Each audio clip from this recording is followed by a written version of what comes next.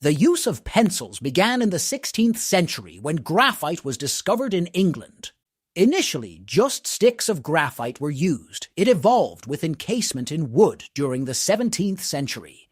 In the 18th century, French scientist Conté's mixture of graphite and clay laid the foundation for modern pencils. Today, more than 14 billion pencils are produced in the world every year, enough to circle the Earth 62 times. But how is it made? The pencil manufacturing process starts with the essential raw materials. The main components are graphite, clay, and wood. Once the raw materials are acquired, the preparation of the pencil cores begins. Initially, graphite and clay are separately ground into fine powders. The ratio of graphite to clay determines the pencil's lead hardness, with higher graphite content yielding softer leads and vice versa. The powdered graphite and clay are then mixed with water to create a uniform paste. This paste is then shaped into long, thin rods. These rods are cut into lengths corresponding to the final size of the pencil.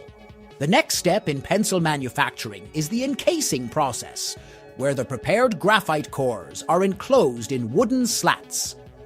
Typically made from cedar wood, the cedar arrives at the factory already dried, stained, and waxed to prevent bending.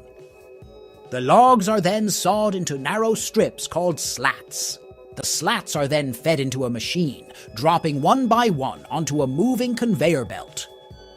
As they move, each slat passes under a giant cutting wheel, which carves grooves into them to create the channel in the middle that holds the lead. Continuing along the conveyor belt, half of the slats are coated with a layer of glue, and the cut graphite is laid into the grooves of these slats. The remaining slats, without glue and graphite in the grooves, are transferred to another belt that flips them over so they lie with the grooves facing down.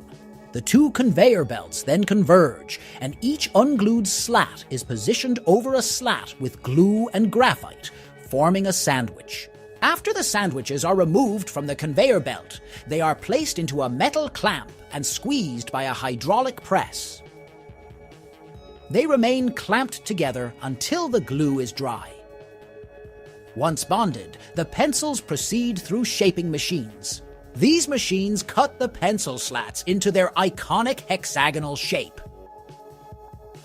This shaping is done in 2 steps. First, the upper cutter forms 3 sides on top, and then the lower cutter shapes 3 sides on the bottom. As soon as the bottom sides form, the pencils separate. Following the shaping process, the pencils undergo sanding to smooth their surfaces. Then, a coating of lacquer or enamel is carefully applied, and the pencils undergo a drying and polishing process to achieve a smooth finish. Many pencils are designed with erasers at one end. These erasers are typically made of synthetic rubber or a combination of rubber and other materials. To create plugs that will hold the erasers on the pencils, an extrusion process is commonly employed. The mixture, in the form of a soft solid, is extruded through a die to create a long cylinder. This cylinder is consistently cut as it emerges, forming plugs that are attached to the eraser. A ferrule, which is a metal or plastic piece, is inserted at the opposite end of the eraser, and the assembly is fixed onto the pencil. Pencils are often initially packaged in bulk quantities for distribution to retailers, wholesalers, and stationery suppliers. These boxes can hold hundreds or even thousands of pencils. The pencils are carefully arranged and secured within packaging, which can be made of cardboard, plastic, or blister packs. That's all for today.